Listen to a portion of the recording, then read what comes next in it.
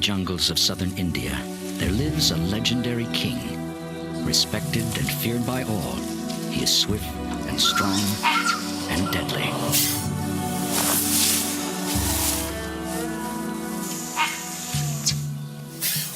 He is the largest venomous snake in the world. But until now, his life has been a mystery. This is the story of a monarch and his remarkable travels through a fragile kingdom.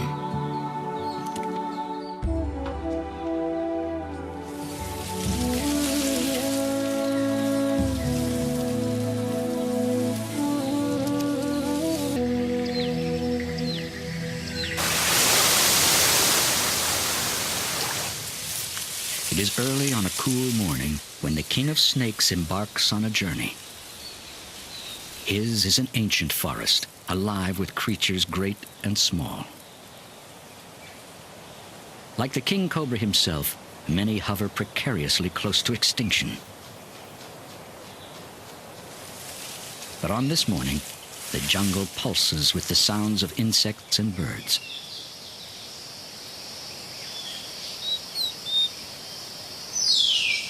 A great Indian hornbill delicately feeds his family hidden in their nest below. Through this Jungle Book world, the king roams great distances. Though his movements are quiet, those around always take notice, for crossing the king cobra's path could cost them their lives.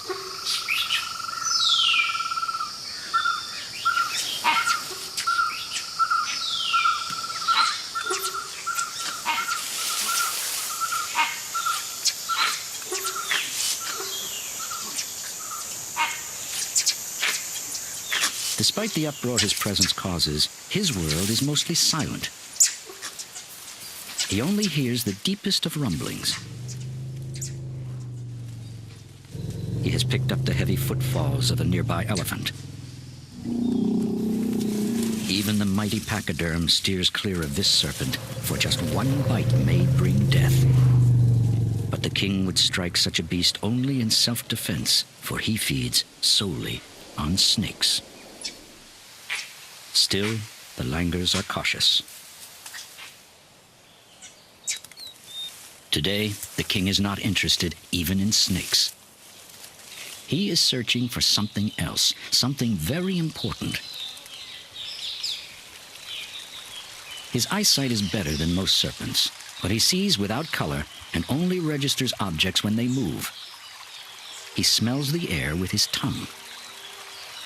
So acute is this sense, he can use it to find water. And that's exactly what he's looking for.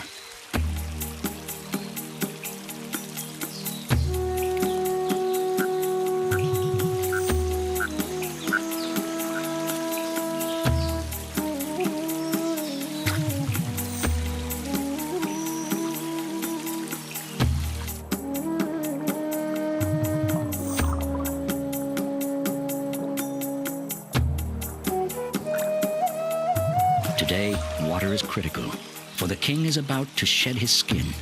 He needs extra fluid to help separate his old coat from his new.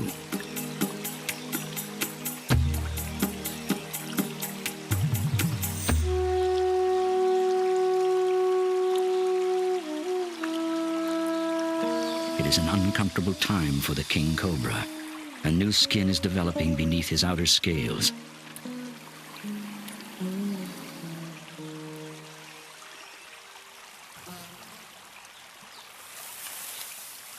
He must find a place to hide until it is time to shed.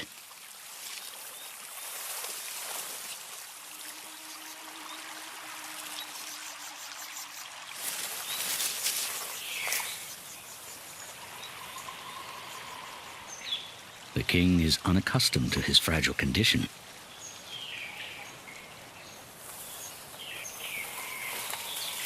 It is an uncertain time.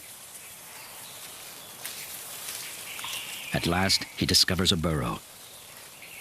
And none of the forest's creatures wants to share quarters with the king. For the next 10 days, he will stay here. Irritable and tense, he's sensitive to any movement nearby.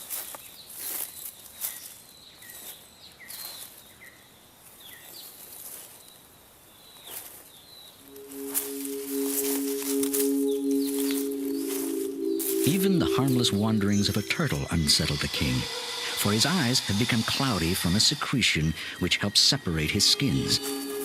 Half blind and vulnerable, he is always ready to strike.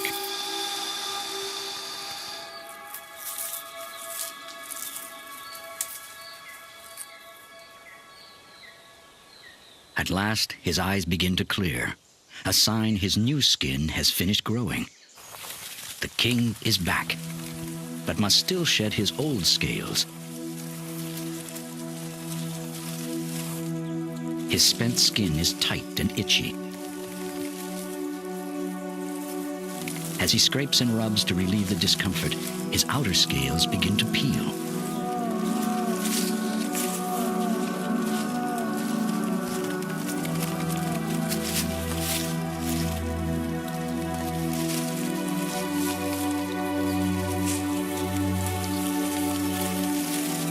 It is a remarkable transformation. Even his fangs, teeth, and the tips of his tongue will be replaced again and again during the course of his life. When the skin over his eyes lifts away, he is given new windows through which to view his world.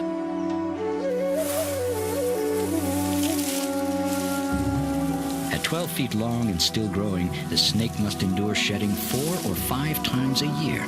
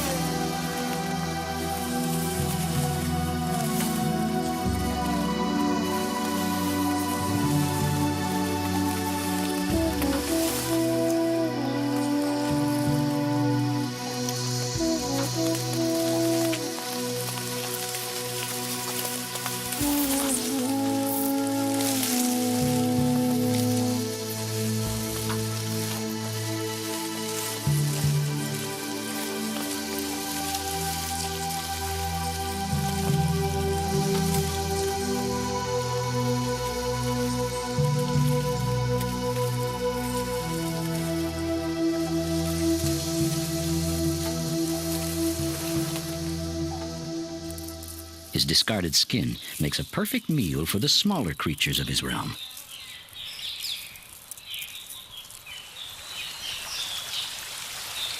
In this kingdom, nothing is wasted.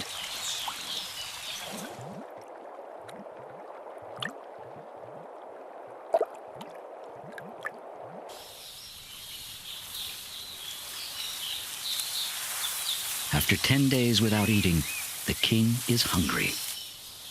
A tree offers a good vantage point for spotting prey. For his size, the king cobra is an agile climber.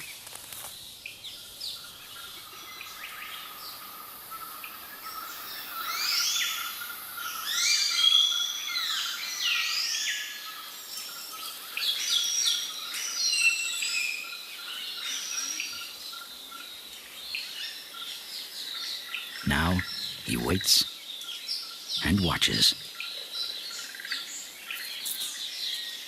A movement in the tree reveals another hungry creature, a young hornbill. Its father has spotted something. The king cobra watches the hunt unfold. A vine snake ribbons across a nearby branch.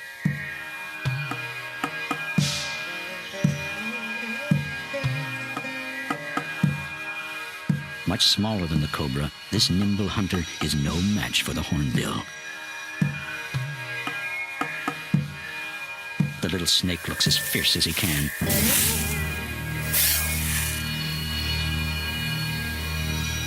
But it is only a brave display. His venom is mild.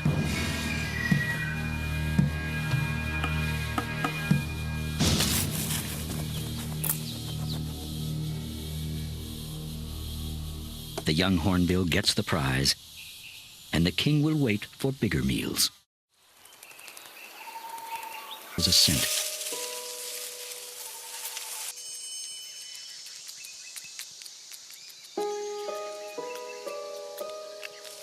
Its sensitive tongue has led it to prey. The king cobra is on their trail.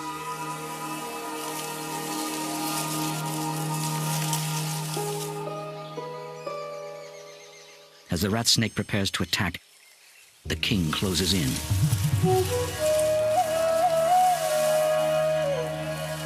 In a flash, the rat escapes. And now, the hunter becomes the hunted.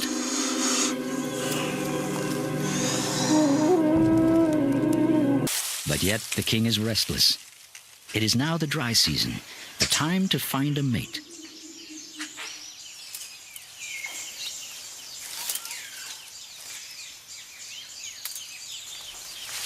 A new, intoxicating scent fills the air. Some of the rainforest trees have dropped their leaves and begun to fruit. It is a joyous season for langurs.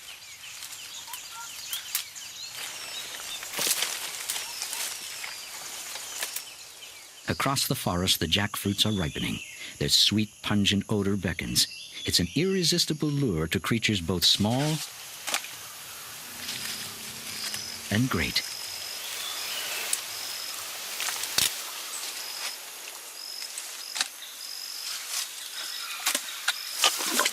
To reach the succulent flesh within the 20-pound fruit, the prickly skin must first be peeled. It's a messy job for even the most adept of elephants. She leaves a veritable banquet in her wake.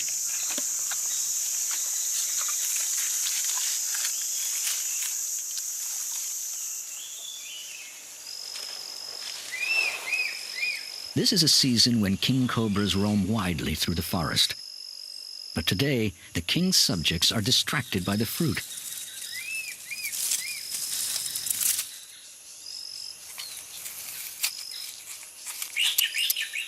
They take only passing notice of his presence. The king still seeks a mate, and it's in this fruiting season that he's most likely to find one. But it's not a female he encounters. It's a rival, a formidable male. A potent threat, he must be driven away. Each is capable of killing the other with a single bite. A strange duel begins, an encounter rarely witnessed and never before filmed. Rather than a fight to the death, the battle has evolved into a ritualized dance. To win, one snake must force the other's head to the ground.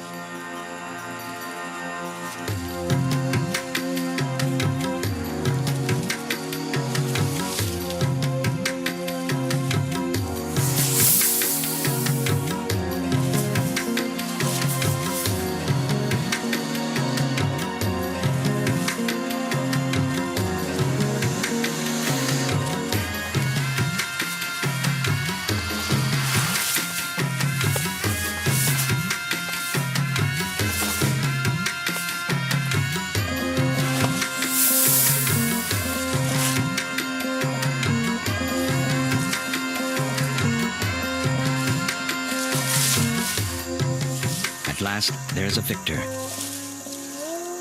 It's the intruder. The king has been dethroned.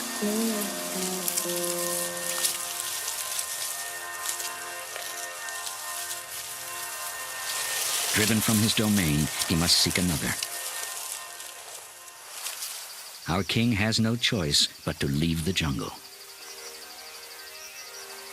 Fortunately for the king cobra, water is no barrier. He is a gifted swimmer.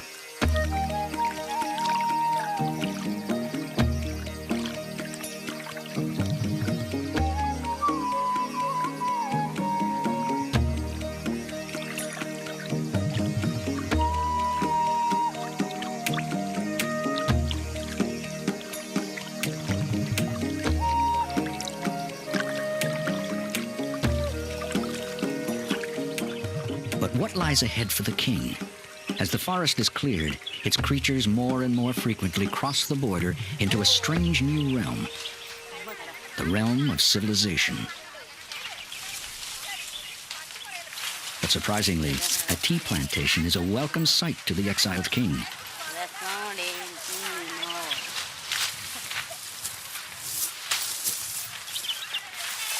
Here, there is thick vegetation and an abundance of rat snakes.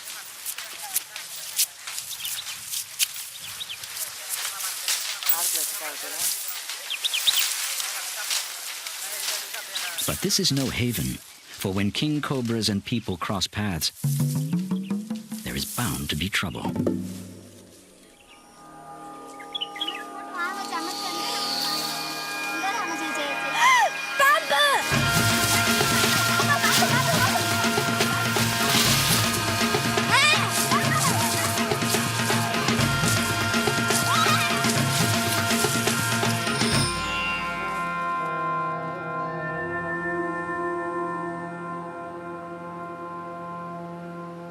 Just one glimpse of the legendary king can cause panic and shut down a plantation for weeks.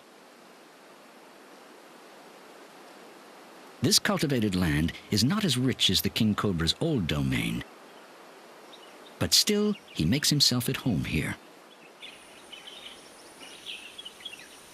Yet he must be evicted if work is to resume at the plantation, and even the king is no match for humans who are determined and armed. Fortunately for the king, a special sort of hunter has been called in. His weapons are simply a stick and a sack, to the amazement of his audience.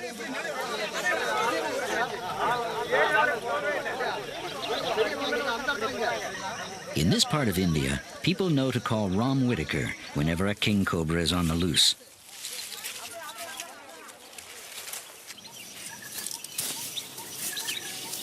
An American expatriate raised in India, Whitaker has studied these snakes for over 20 years. I'll leave the bag here. You take that path. Okay. Careful, huh? Yep. I've been fascinated with king cobras all my life. Anyone who likes snakes knows that this is the super snake, the snake of all snakes. As I get to know it better, it gets more and more amazing. Finding a king cobra in a tea estate isn't very easy. I spent 20 days tracking one down. The bushes here are so thick that I have to get down on my hands and knees to see where the snake's gone. Let's do it, man. He wants to come around With the there. serpent cornered, the challenge now is to complete the capture without a terrible accident. The king cobra, too, was fragile. The stick could easily hurt him. One sec. Let's just take it. No, you need the bag up. Yeah, just a minute. He's big, he's really big. There's some vines here. Back, behind. I don't want to pull, man. I don't want to pull. No, I'm getting him down. I'll just take.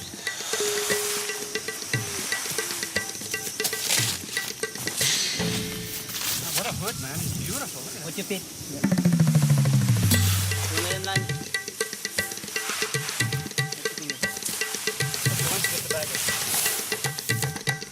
I've been catching king cobras for quite a few years, and I've evolved a system which is quite gentle to the snake.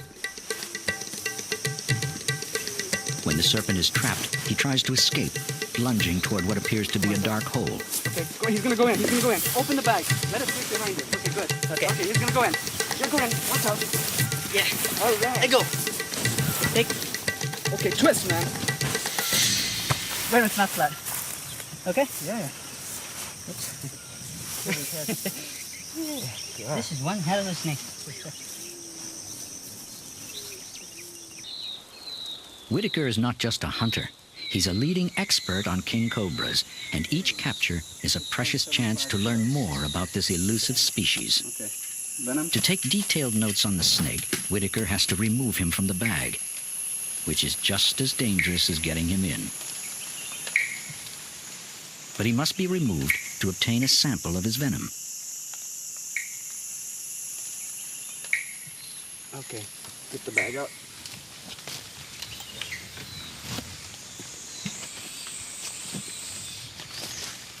Okay.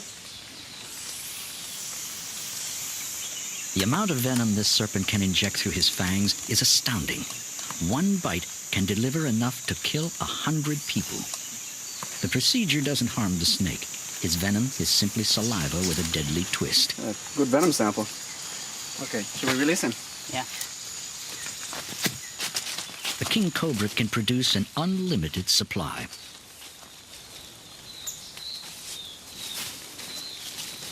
Okay, Jerry. It's like a 1, I'm ready. 2, 3. Few people are actually bitten by king cobras, Go, snake. for they are reclusive serpents whose home is deep in the forest. And this is where Whitaker makes his release, far from tea estates and people.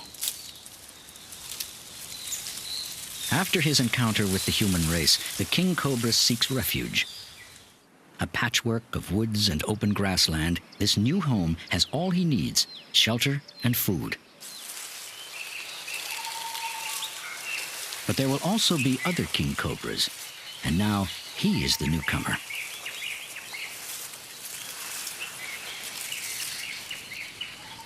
Cautiously, he slides through the undergrowth.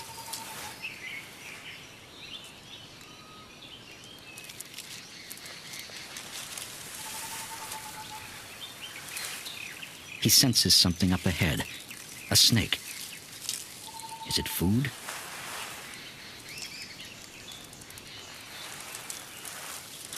His tongue picks up a telltale scent. It's another king cobra, but this time a female. The king may have found his queen.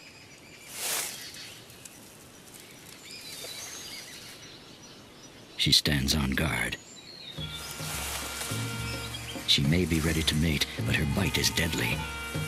So he moves slowly.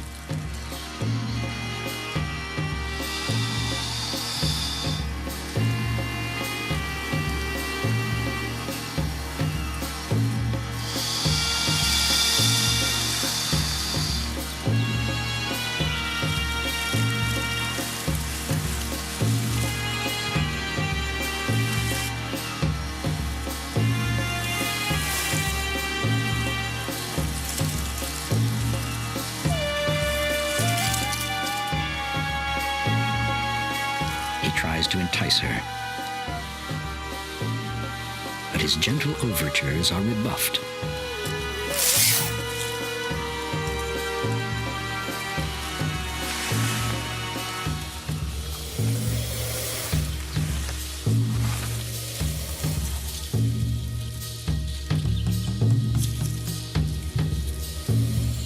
Abandoning the subtle approach, he becomes bolder. Perhaps this will excite her.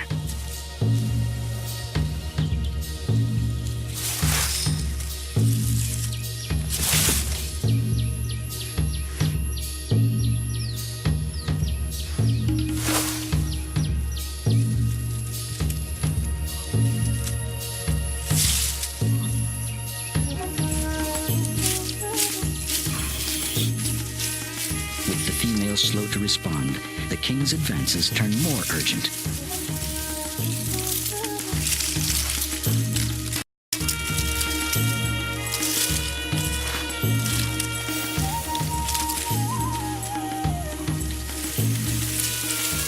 Finally, she begins to show interest, sliding her long, sinuous body against his. At last, with their tails entwined, they mate.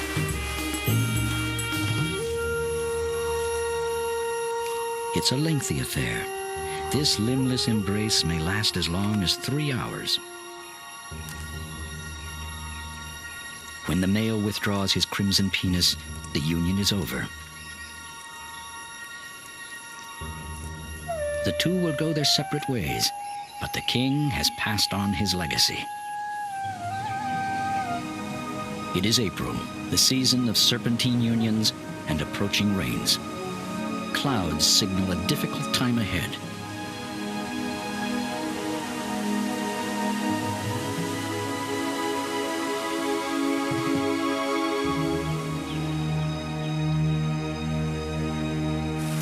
With eggs developing inside her, the female cobra needs to feed more frequently now.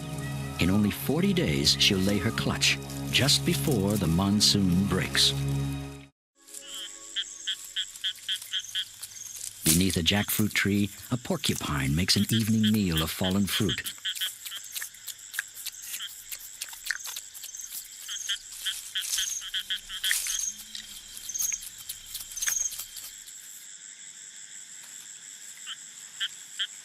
On this moonlit night, the female king cobra searches for a place to lay her eggs.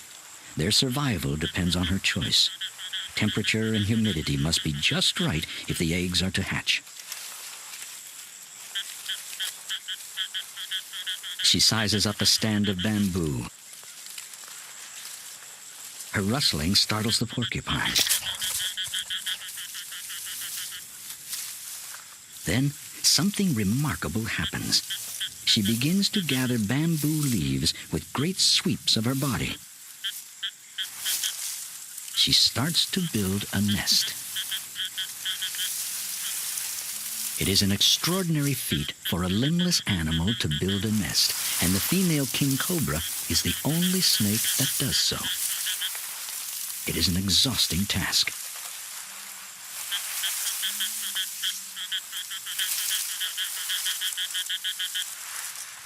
As she toils, a slender loris in the branches above begins his slow nocturnal search for food.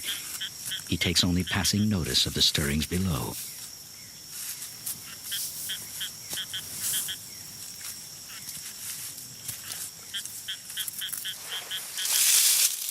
The king cobra will continue to gather leaves for hours before she is ready to lay.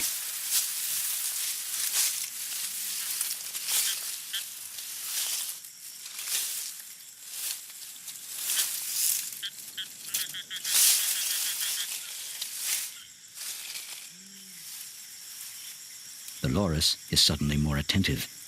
The rustling below has stopped. It is well after midnight, and the cobra is laying her eggs.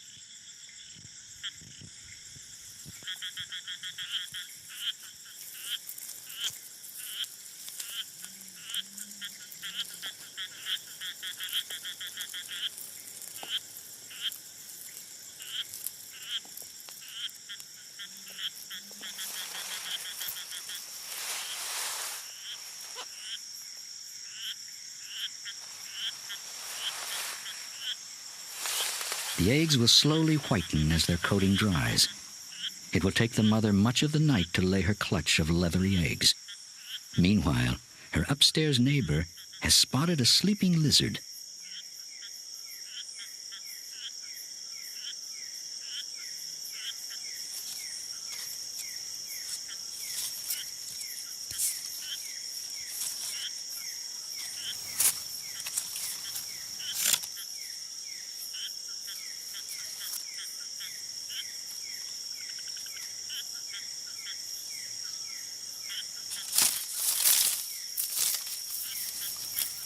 It's a lucky night for the loris.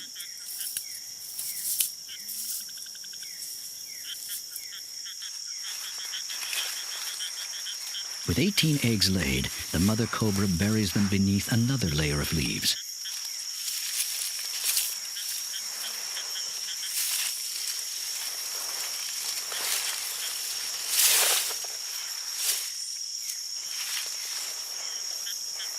Here she will rest as the Indian sun warms the forest again.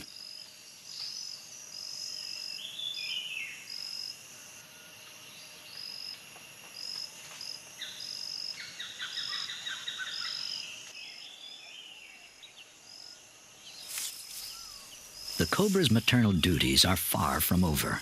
For the next 2 months, she will guard her nest from predators, like the Indian mongoose. This plucky little hunter will try his luck with anything that looks edible.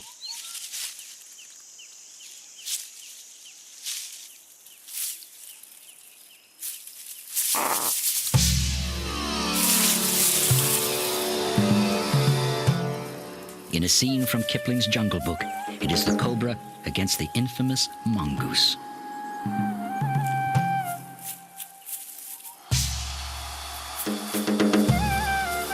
The mongoose is a notorious egg thief and one of the few creatures willing to challenge a king cobra head-on.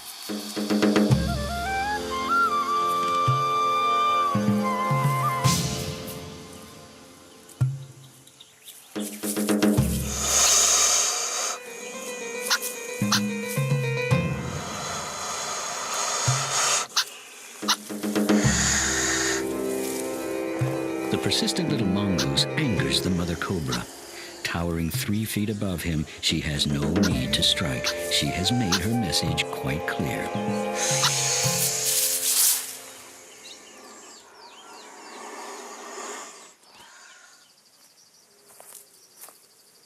On this humid summer day, others in the forest search for nests.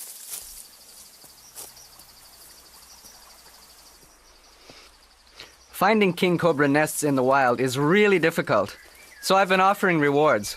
But still, in 20 years, I've seen only 4.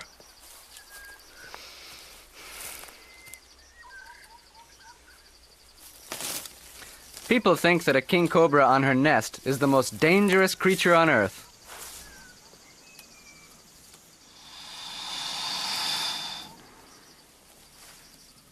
But what surprises me is that they're actually shy and retiring.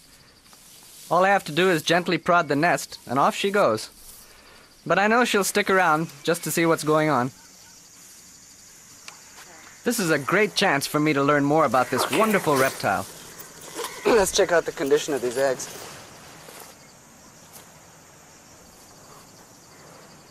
Even with the mother guarding them, some of the eggs won't survive. Oh, here's a rotten one. In this nest there are 18 eggs, and a few of them will never hatch. God, there's leeches here too.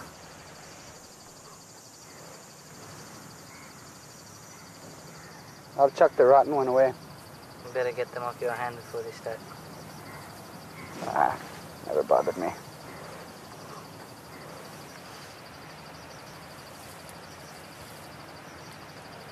$30.9. Not bad, pretty constant. Let's close it up. When the researchers have finished their task, they replace the eggs and rebuild the mother's carefully constructed nest.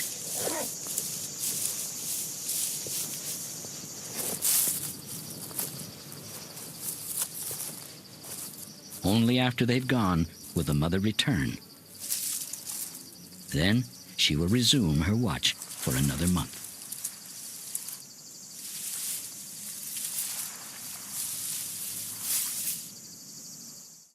After 2 months, the mother's long vigil is over. Instinct tells her to abandon the nest before her infants emerge, for she is a snake eater by nature.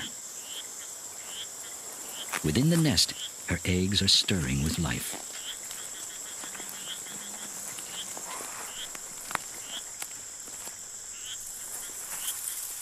Their mother glides off to hunt her first meal in months. Her babies will now have to fend for themselves. With a tiny sharp tooth, the first one tears open its shell. One by one, the others follow.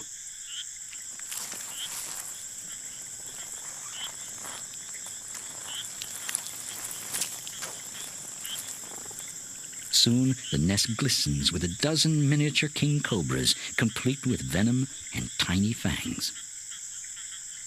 For the first 24 hours, the hatchlings remain near their eggs as they absorb their nutritious yolks and take in the world for the first time.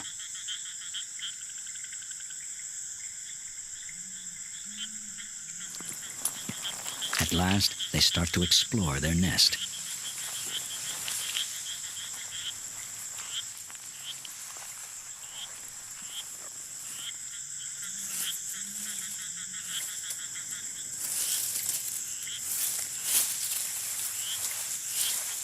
The pencil-thin babies are just 15 inches long, but already they act like their parents. Quick to respond to movement, they spar with each other. Then, instinctively, most leave the nest and climb into the bamboo above for safety.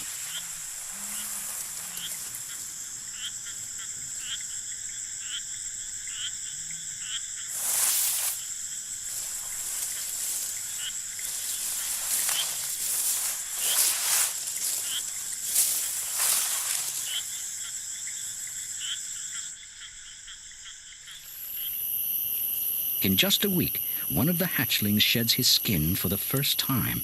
He will shed every month for his first year, since baby king cobras grow quickly.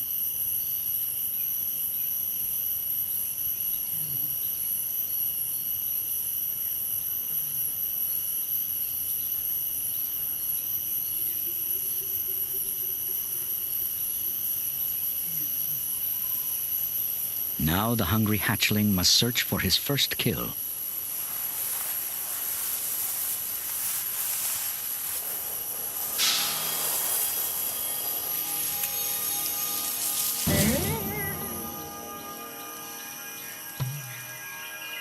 He spots his prey.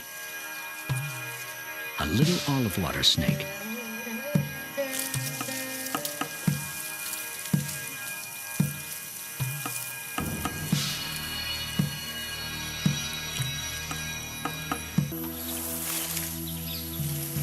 In 10 years, he may grow to 15 feet, but only with luck.